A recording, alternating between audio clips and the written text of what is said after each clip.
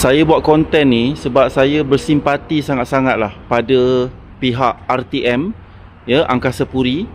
So ini adalah parking lot yang baru dibuka oleh Angkasa Puri tau. I think this parking lot ni siap 3-4 tahun lepas kot. So basically parking dekat sini tujuan utamanya untuk memudahkan mereka-mereka yang ada buat visit, lawatan dekat Angkasa Puri tu boleh parking dekat luar ni. Dan parking sini percuma, tak perlu bayar pun. Kalau perasan Angkasa Puri sebelah sini. So ini laluan nak masuk ni lah. Nak masuk Angkasa Puri kena ada pas, tapi nak masuk parking ni tak payah. Dan parking ni juga gunanya untuk mereka-mereka yang nak bersolat dekat masjid RTM.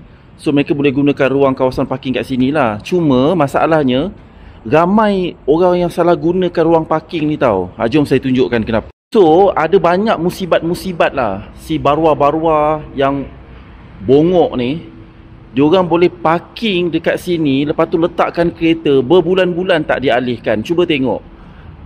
Ni saya tunjuk bukti lah tuan-tuan. Tengok kancil ni. Ni kancil, tengok berabuk dah. Ini mungkin dekat sebulan 2 bulan parking kat sini. Ini tengok ni. Ini tata kereta ownernya daripada Pantai Dalam ke, you know, kawasan sana parking semua dah penuh, dia boleh park kereta dekat sini. Tengok, ini aku rasa dah dekat setahun dekat sini dah. Berabuk habis dah. Ni pun ada satu lagi ni. Tengok kereta ni. Ni kereta ni. Kereta siapa ni? Siapa nak bertanggungjawab alihkan kereta ni? Janganlah parking dekat sini. Kau parking sini dah, kenapa? Ini kawasan staff-staff RTM boleh parking. Pelawat-pelawat nak pergi RTM boleh parking. Ni kau ni aku rasa confirm ni orang kawasan sini yang bukan bekerja dekat RTM pun.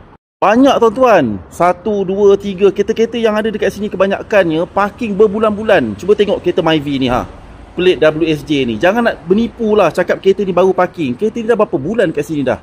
Ini pun sama. Kan? Itu pun sama kereta Persona tu. Cuba tengok. Ini lagi satu kereta dia ni. Entah-entah kereta-kereta ni semua tuan-tuan tak boleh berjalan, dah rosak. Tapi nak parking dekat rumah tak boleh.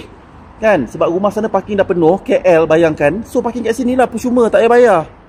Saya minta pihak RTM Angkasa Puri, ini parking untuk visitor tau. Bukan untuk orang luar suka-suka parking dekat sini berbulan-bulan.